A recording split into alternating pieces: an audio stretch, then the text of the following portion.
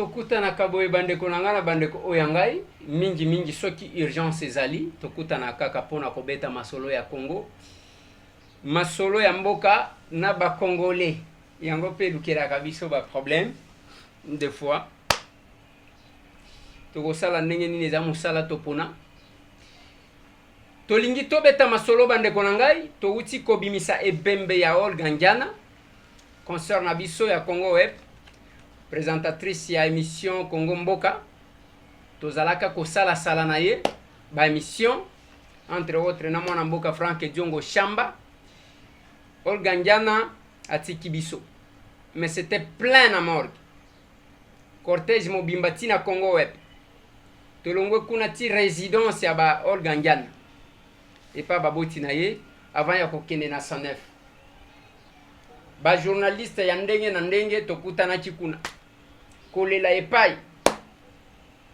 Mais mission est toko présenter bande konangai en attendant to introduire recours na biso na UNPC parce que UNPC a outi ko notifier biso suspension pour na dossier yango ika sanji au dossier si la kate qui va suspendre biso pour na 45 jours.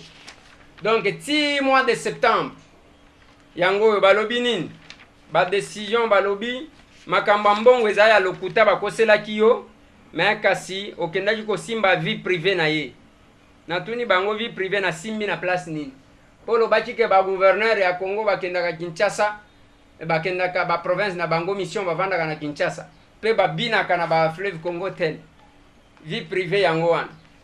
Autrement dit, l'UNPC a confirmé, on a confirmé quitter. N'a habité. C'est un peu compliqué. Donc, c'est la bango recours lundi, n'a pas avocat nanga, pour na sursoir oyo. Biloko oyo que je considère comme une justification oyo. Si les lots, je ne sais pas me mouvoir. Na bimakate, na zaka kawa. Na matakana kitaka na parquet, après boloko, après prison, et voilà.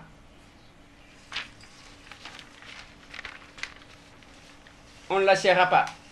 Toko lâchete, bande konanga ndenge toloba kanabino, soki toko beta masolo, to beta kama solo ya balabala te, to beta kama solo ya nzela te, to imagina kama kambute, to aborda ki question ya onatra. Tolobi makambo ya ba bureau ebukana kuna ebukama kuna délocalisation ya ba bureau tolobaki makambo ya 30 millions de dollars ya solo to ya lokuta bras de fer entre vice-premier ministre en charge de transport José Makila Soumanda na DG ya Onatra ya solo to ya lokuta DG face au premier ministre ba lettre naye sans effet ya solo to ya lokuta. Boni président, santé malamu. Ah, santé goza malamu ndenge ni compagnie etambola malamu te. Ba ja baza ko souffrir ko nyokwama. Donc ya solo na Grèce na Nzambe to zali. Nde yango to ye poto éclaircir opinion ba ye ba makambo ni ne ke leka kuno. Voilà, makambo ni ne koleka. D'abord, première question. Est-il vrai que il y a torsion zaliko brûlé entre vice-premier ministre José Makila Soumanda na directeur général Mukoko Samba? Est-ce que information en Isaiah Lokuta to Isaiah Sol? C'est pas c'est quoi? Gouvernement de la République. Parce que le conseil des ministres est soit présidé par le président de la République ou soit par le premier ministre. Mais quand Oyo c'est appui à président de la République. Nous on a travaillé qu'on soit aide Oyo na kokende. Gouvernement de la République est tango avant moi Namboka le DG actuel Daniel Mukoko Aya. Oyo azalaka wana mais c'est bangoka. Alobi compte tenu en difficulté. Oyo STP za ko traverser. Au vu par exemple il y a baisse ya recette pour bangonde bageraka. A sengi na l'état congolais que bon pesa biso accord ya nini ya après il y a 30 millions comme ça to 30 millions wana to nature taxe na biso, taxe moko babenga yango RLT, redevance logistique terrestre. Dans une banque, l'État congolais a se porté garant.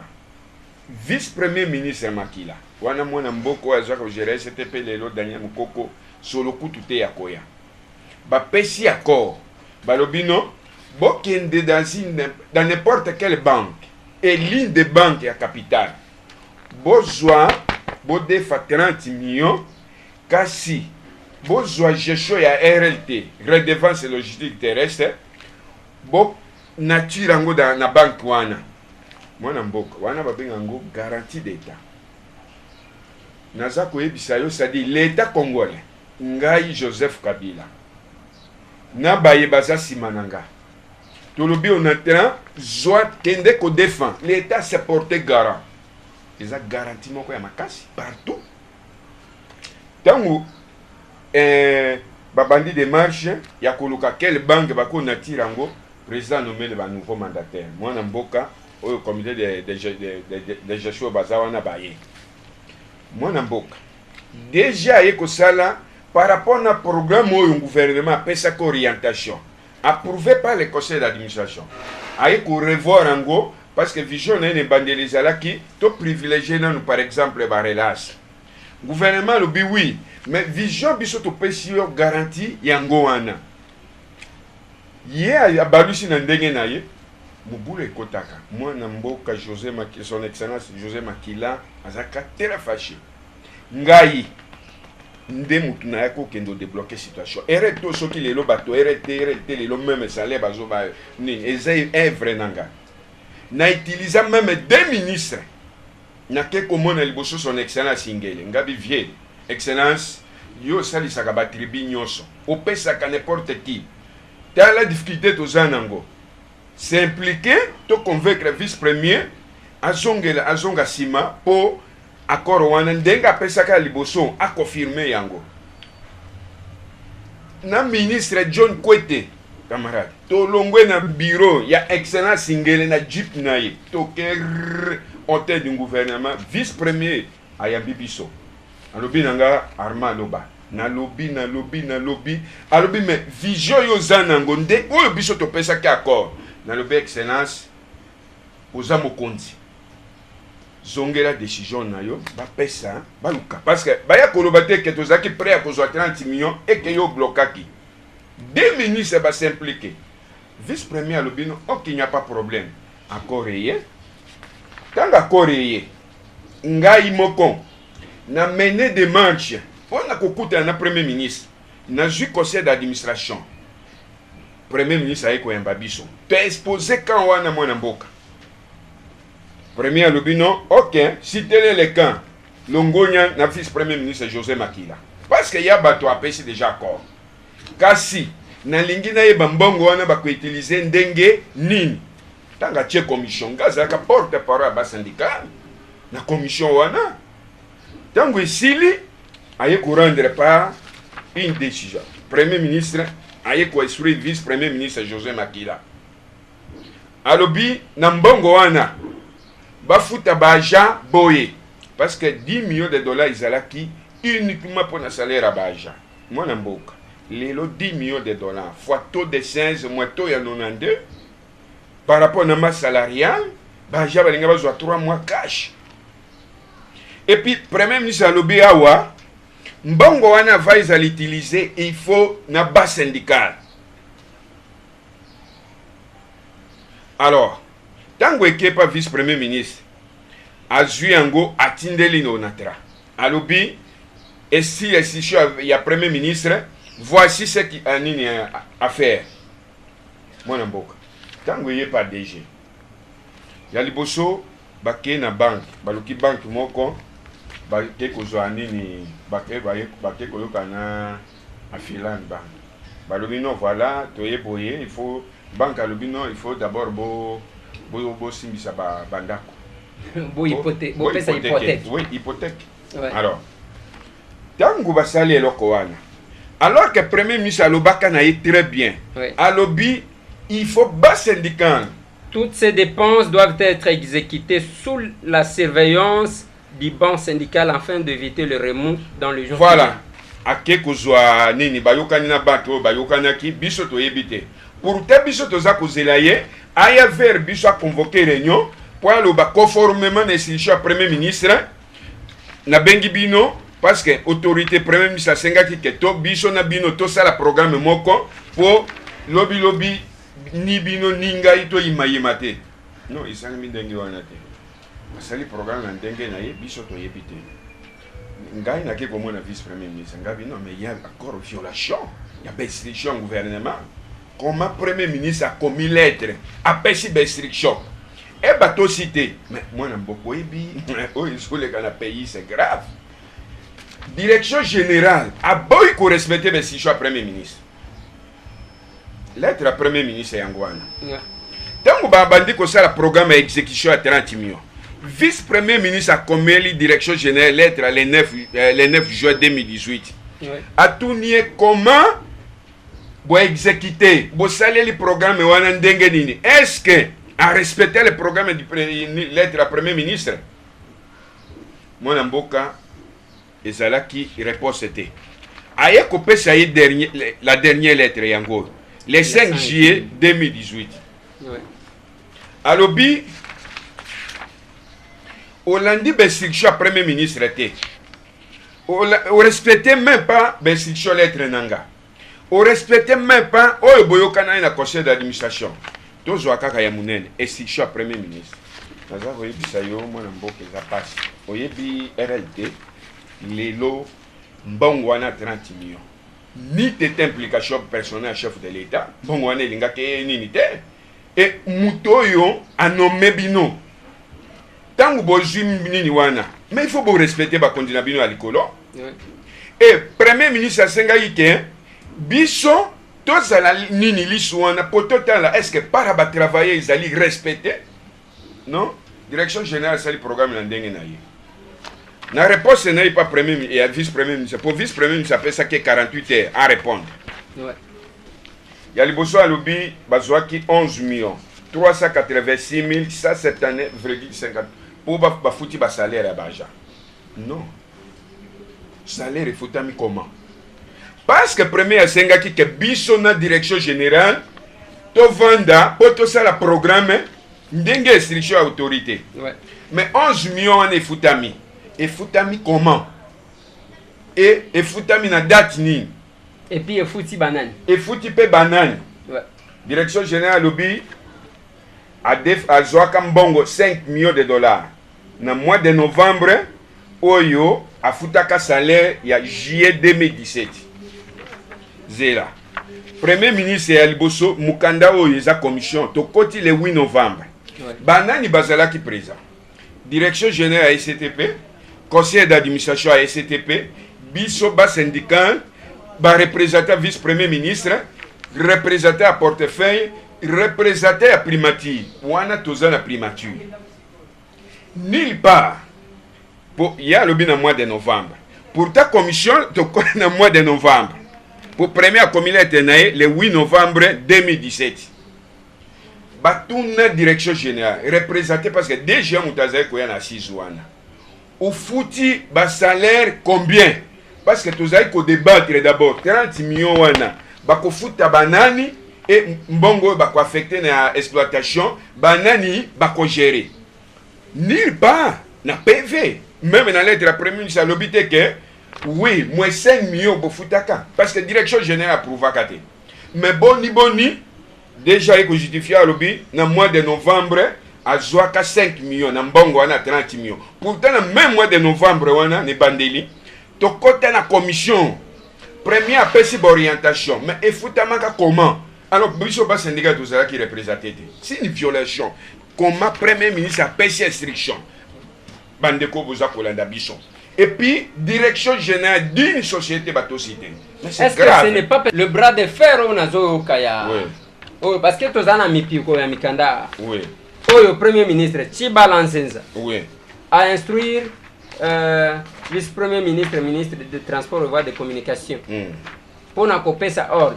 Batala Boy, Mwanamboka, le directeur général de la Société commerciale de transport et de port, azoto sate nazomona José Makila komi komile la lili. Alors, respect du programme de redressement de la STP-SA. Monsieur le directeur général, il me revient qu'au terme d'une infectueuse négociation, la STP-SA et Afriland First Bank sont parvenus à un accord permettant à la STP-SA d'accéder à un emprunt de 30 millions de dollars américains en vue de sa relance. Tout en me félicitant de cette avancée significative, je voudrais néanmoins attirer votre particulière attention sur l'exécution sans faille du programme urgent de redressement de la STP-SA tel qu'approuvé par le gouvernement en son temps.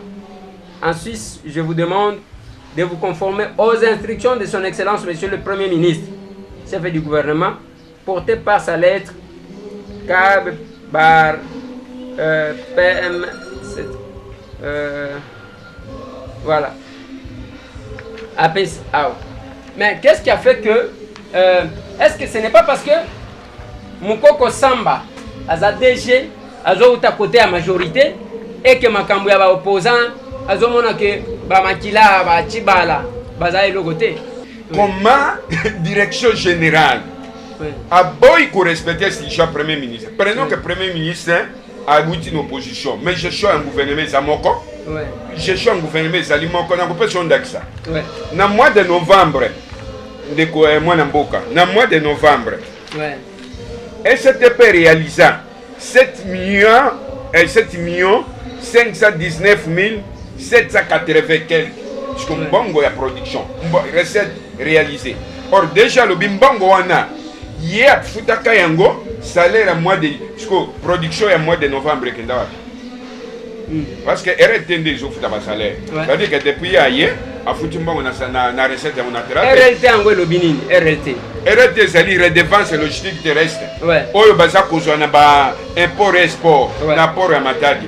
Voilà, et koti kozala position wana ya keba oyo bauti na opposition ye azamu to majorité nde bazolo bambo on de quoi na kotosa restriction na bango gestion à l'état izali moko RLT wana naza koyebisa yo réunion de conseil des ministres présidée par le président Kabila le chef de l'état ngai na bunda pona ko convaincre certains membres du gouvernement pour donner nango ezaki déjà ko convaincre vice-premier ministre merci nae gabi excellence pesa biso lisusu kantera parce que société sans difficulté andimi a préparé un rapport et qu'un conseil des ministres conseil présidé par le président de la République bayi ko pesa lisusu kantera ba prolonger même conseil wana tango esili vice-premier ayi ko rappeler na conseil d'administration mona mboka. Est-ce que parce que la direction générale a koboya koto sa premier ministre parce que azamu opposition? Non. Ngai na za premier ministre na komelio salambo yo salite. Ngai Armand premier ministre na lobisana boyo salite. C'est une mwana mboka José Makila aye ko pesa deuxième lettre. Alobi non. Mbongo wano saleli yango ndenge nini? Parce que déjà zolo bakia 11 millions de dollars, il y a un salaki programme naye à bafuta ki ba salaire. Non, mais tangu accord na ina banque ici, il fallait benga biso ba syndicat. Alors bimbo conformément à lettre à premier ministre, moi ngala zolo ba avec preuve. Premier senga ki boya lobino, ngai na bino to ça na programme moko. To ngeto lo bana 11 millions. Zana c'est la bande ko baza ko landa biso. Ba mona ke unique occasion société na linge bi mana libulu. 10 millions de dollars fois taux de 16. Moins taux de 90. C'est-à-dire exécutant maîtrise 4 payes na taux ya lelo. Pour ma salariale pas taux ezalikolo. Au jusqu'au bas cadre jusqu'au département 3 payes 10 millions. 1 million et quelques. Tout le monde toujours yango programme nangé sala ebongo. Na sala déjà ba calcul. Bata la charge ya ba retraité debout. Ba papa mingo yo mona kabaya kotondo.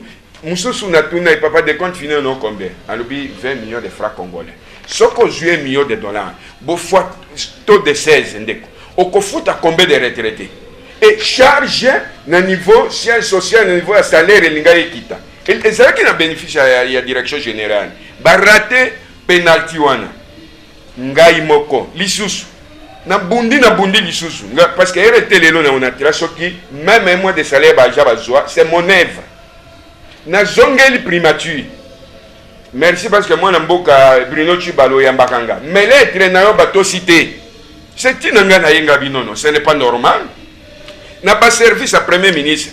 Comment voulez-vous toyer la commission awa premier ministre a pris décision bakende ko sa direction générale a respecté à ça la boye direction générale a respecté te na yebisi bang ba conseiller ngabime c'est grave c'est grave et c'est gestion de la République président Kabila Longisika Azali aya akanga premier ministre na lobokombo landela lettre na yo rôle la premier ministre ezani na kek na zongeli vice premier ministre excellence yo zaliawa situation kune za baja balinge babima nini lisusu ngabi voici les éléments à vérifier. OK alors non il faut d'abord toyer bambongo wana ba utiliser asali bien ndeko mais yé muta pesa autorisation RLT c'est le vice premier ministre Makila muto ya pesa autorisation au dévier atuna yote et toza ko yoga nungu oh non il y a ça titre technique DG pour soit qui ndenge nini il faut titre administratif non mais lelo ndeko gestion d'entreprise ezali soni. Et là, vraiment, une interpellation à madame et la ministre du portefeuille. Il ne faut pas que les conseillers n'aient pas induire une erreur.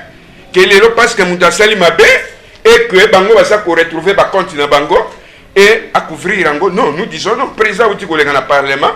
Alors, Mboko et Kobongana, effort et abissonios. Alors, rôle à portefeuille Zawapi. Et ce qui Makila, le vice-premier ministre José Makila, appelle sa autorisation à 30 millions. Portefeuille à Lingaka et Bambongo.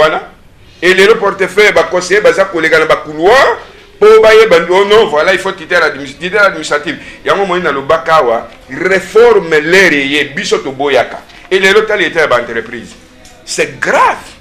Mandaté, il suffit de nommer, assurer relation, soit dans portefeuille ou ce qui va, et c'est fini. Il s'en fout de tout. Non, mais c'est grave. Il faut président quittant. Alors, 30 000, c'est grâce de moi un syndicaliste. C'est grâce à l'œuvre. Arrêtez Yango. Oui, oui, Kerel Toy. Bapes Yangoti na SNCC. Et Nazako Ebisa, ce qui je suis allé bien. STP, SNCC, c'est des banques. C'est-à-dire l'État joue à Pessi Bango Bamoyen. Mais, moi, Namboka. Tolongwe Wana. Kebalobi na yono. Il faut hypothéquer Bandako pour avoir topé ça un bon goana. Mais il est grave, c'est une violation encore grave. Direction générale, comme le ministre à portefeuille. Pour Bassengaye, autorisation hypothéquer Bandako, Mukanda Yango. Ministre Azong Seli Bango, a Sengi ba éclairer, ba pesaye, ba condition oyo.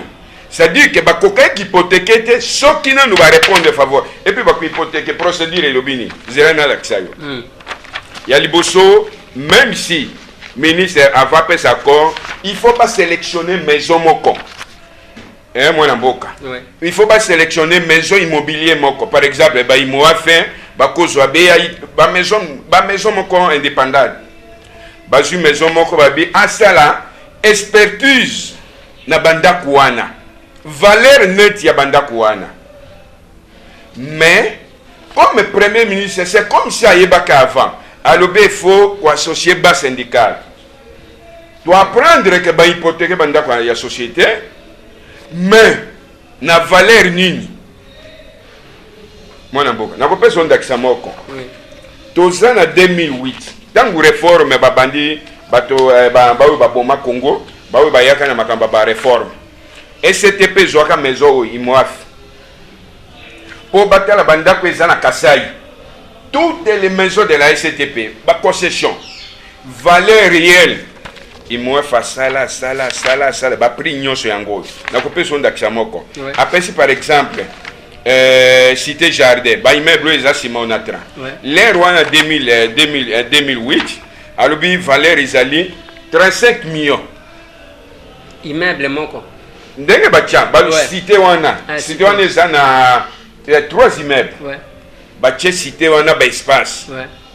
Na quelques villes ezali wana. Oui, 35 millions. 35 millions. Ouais. na 2000 et puis moi falobi en 2008 ouais il moi falobi malgré tozui valeur ya malamu te ezaki valeur moko estimable ouais vous comprenez ouais. alors toye na 2016 balobi non il faut baye baba valeur ya bandako ya société oyo eza maison BA ozomona ouais. bureau d'études et d'aménagement vous comprenez ouais. batali balobi par rapport na oyo IMOF asalaki bango babimisi valeur moke likolo awa sikoyo toza na procédure d'urgence ouais. bango bakomeli ministre direction générale alobi apesa bango accord ya kuhypothèque ministre sikoyo ntango basaleli requête azongiseli bango bakomeli ministre ya ya portefeuille ouais. madame azongiseli bango alobi bopesanga baélément boye ouais. soki bapesaki les baélément projets wana précis pour les investissements de moyenne envergure qui seront financés par le prêt de 4 millions de dollars sollicités auprès de la BCDC. Ouais. Ye sikoyo bakosala appel d'offre basélectionne maison moko oyo eza na expérience basali valeur ya bandako par exemple balobi mbo bahypothèque bandako eza na Kasai ou nsima ya bâtiment administratif ya onatra maison wana kodétermine valeur boye valeur nde sikoyo eloko wana ezongele pa ministre sikoyo transmettre bango par une lettre à transmission yango baokende nango na banque Ouais. yango baokende nango na banque basimbisi banque parce que l'état congolais sikoyo a se porté gara mais est-ce que na condition esalemaki te mais pourquoi direction générale deviaki biso surtout ntango baprendre babi non Armand ezalaki membre ya cette commission na primature soki bolobi ko approcher ba syndicat ye mutakoya babangi non mais c'est grave donc basundoli bon syndical non rien tozalaki même pas concilité ouais. primature premier ministre ye moko barespecte ete vice premier ministre barespecte ete est-ce que tokoti koyeba biloko nini yango bahypothèque mpona kozwa 30 millions de dollars auprès ya Freeland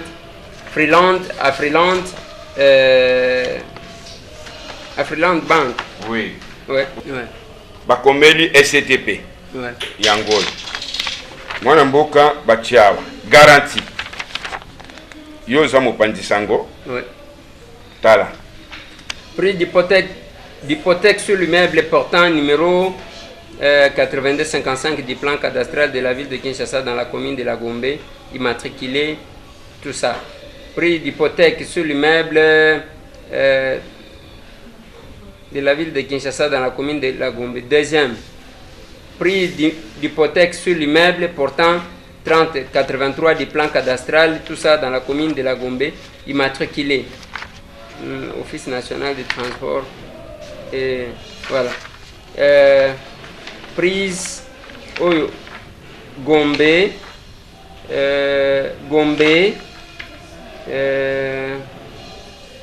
oyo intégration de la RLT dans les bulletins de liquidation à la DGDA afin qu'elle puisse la collecter à la source et à la reverser dans les comptes uniques de domiciliation auprès de la Freeland First Bank CB.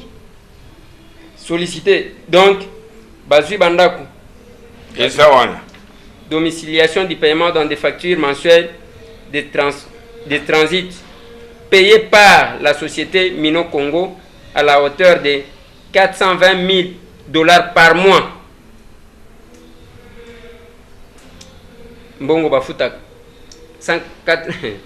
Domiciliation de 60% des recettes des départements des chemins de fer, des ports maritimes, du port de Kinshasa et port de transport fluvial, soit un total mensuel de 2 millions de dollars. C'est-à-dire que Awa, non seulement Basuki na Makamba Bandak, ouais. mais banque à lobby domiciliation, il y a mbongo ya RLT, recette à RLT par DGDA, à Versac, na compte à banque wana. Ouais.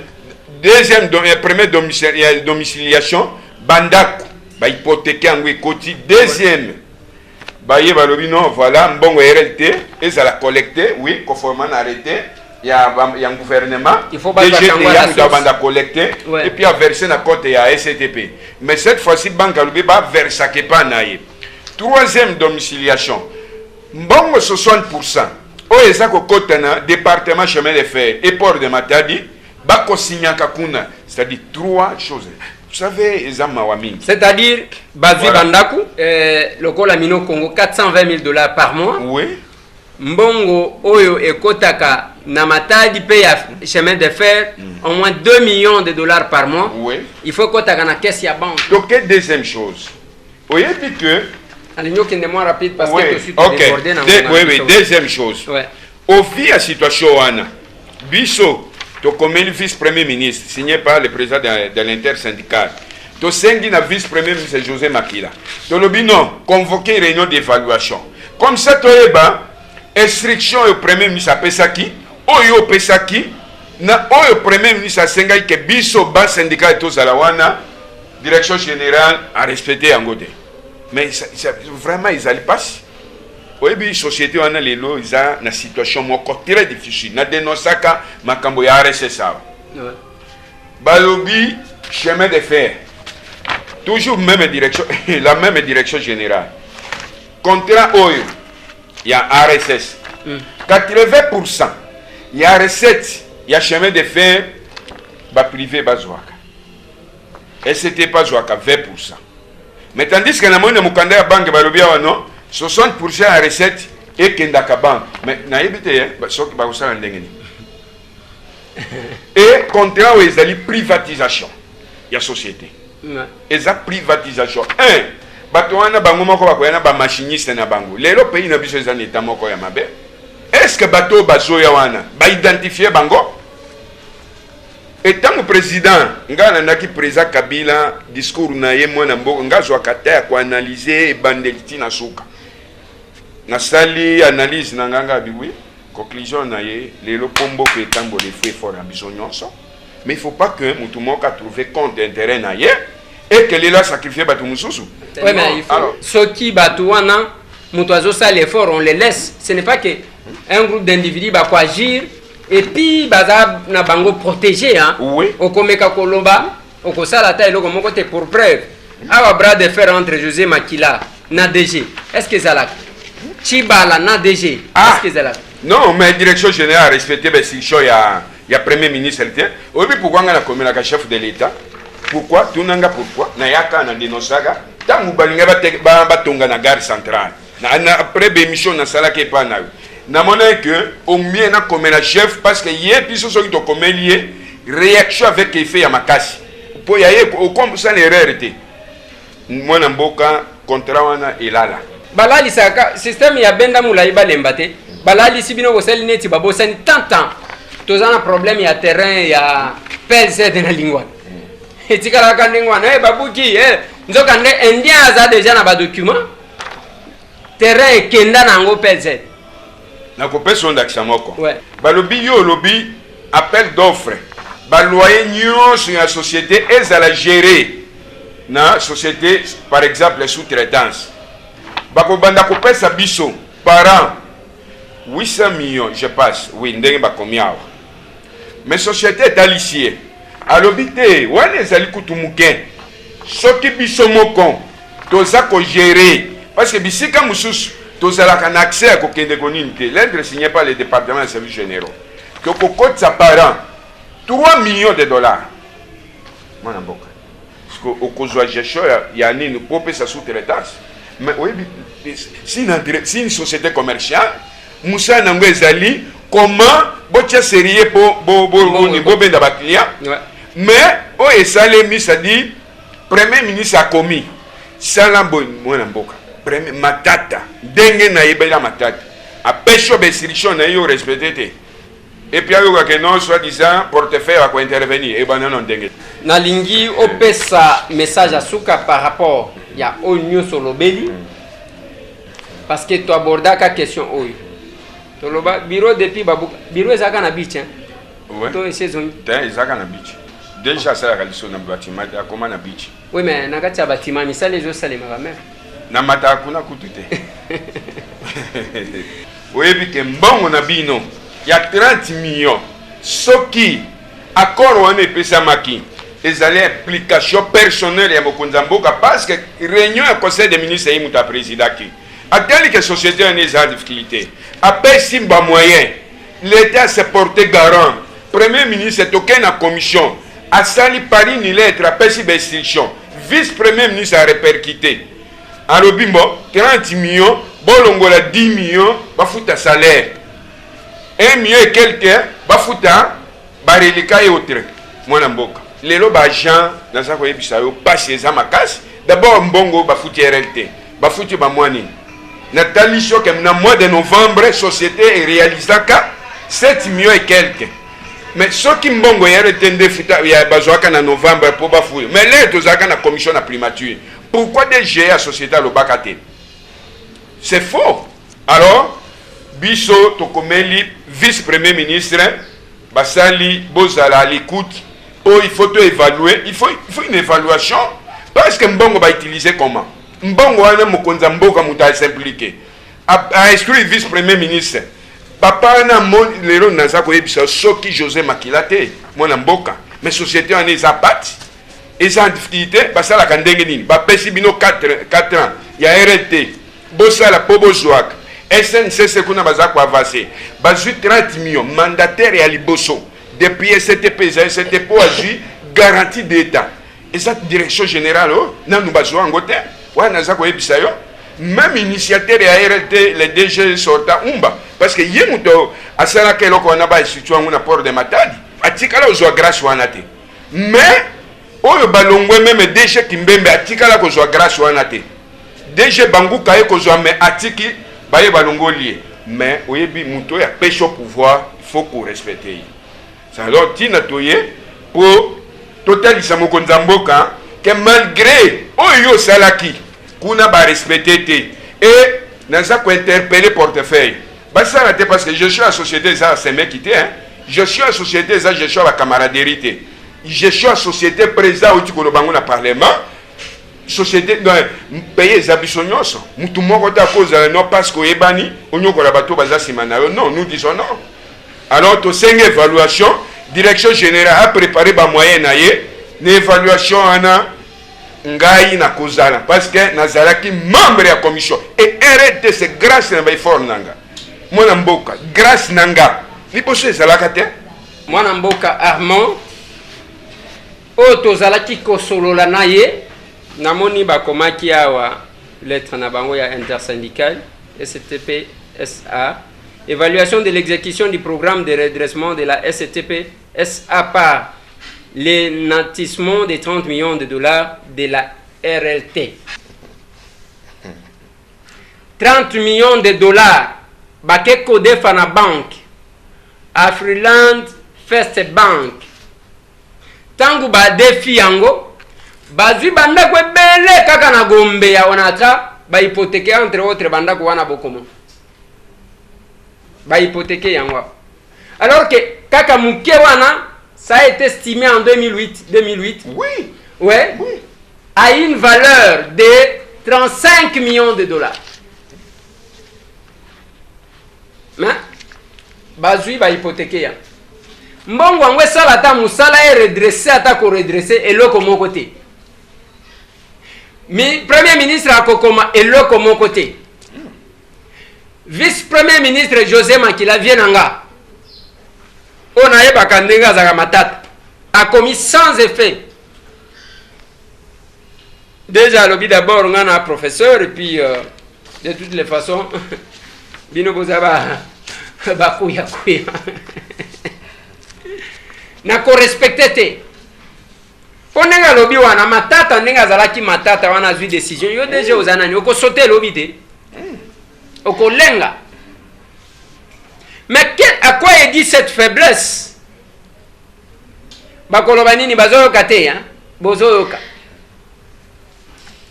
Et ça, émission entre tant que ça va recours, il y a que ce soir la décision qui a été prise par l'UNPC pour nous suspendre biso. Les Camboués aussi la tête, il y a un cas changé. Mais biso na boloko, et ça là qui m'a Camboué, il y a 5 qui biso mbongo, ça là qui chantage. Kuna et mon ani clarté. nous avons été blanchis. Quel que soit l'audio sur Internet. Nous avons été blanchis. Na UNPC. Si lelo na kobi ma Kinshasa te. Na sala ta commerce lokola balingi na sala musalo yote. Yanga famille kobi ndenge nini. Allez ba suspendre pendant 45 jours.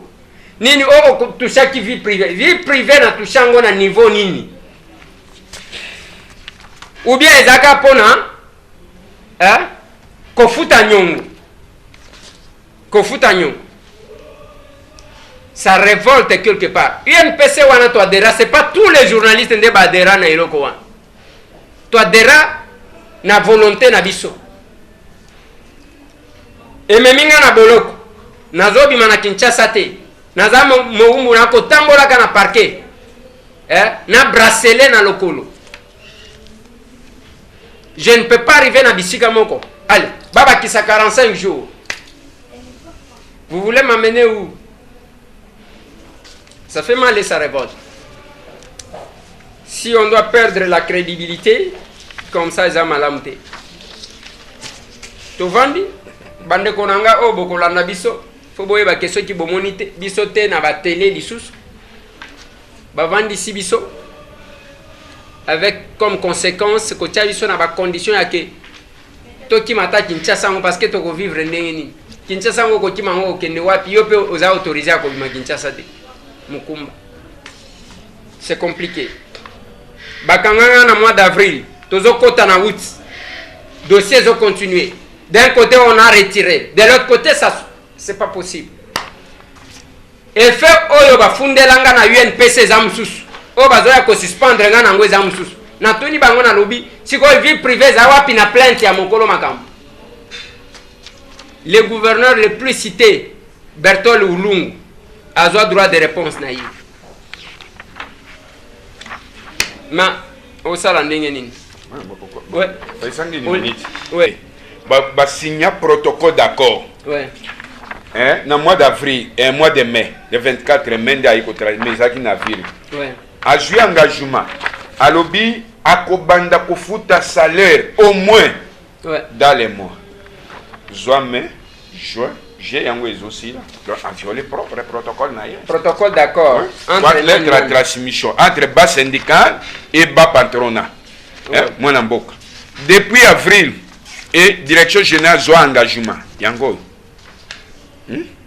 Pour les banques syndicales. Oui. Pour les bas patronats. Pour les banques patronales. Roger Kaki Kabakentani, directeur général adjoint au directeur du département des ressources humaines. Oui. Ah, bas syndical. Tout le monde. Et puis, va respecter. Oh, il y a les partis qui sont en négociation. Employé a joué engagement. Qui a un salaire au moins dans les mois. Au mai, juin, juillet, ango.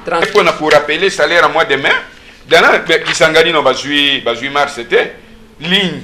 Au juillet, c'est fleuve. Hein? Mais si 11 millions ango, foutama qui na salaire. Et foutama comment? Il y a une évaluation. Merci beaucoup. To suki si wana pona lelo, ceux qui bomoni bisote, ba oyo ba ko luka to disparaître. Toto ki ma Congo to ken exil. Ba o ba ko luka ko étrangler biso. Bazo régner nan. Mais nous allons introduire notre recours, ne vous en faites pas, avec l'original de l'élément. Bala ki sabiso sur base de quoi? Et puis infraction ngo ba ke ko bimiseza ya wapi? Ko futaka banyo. C'est compliqué. Merci, tout le monde.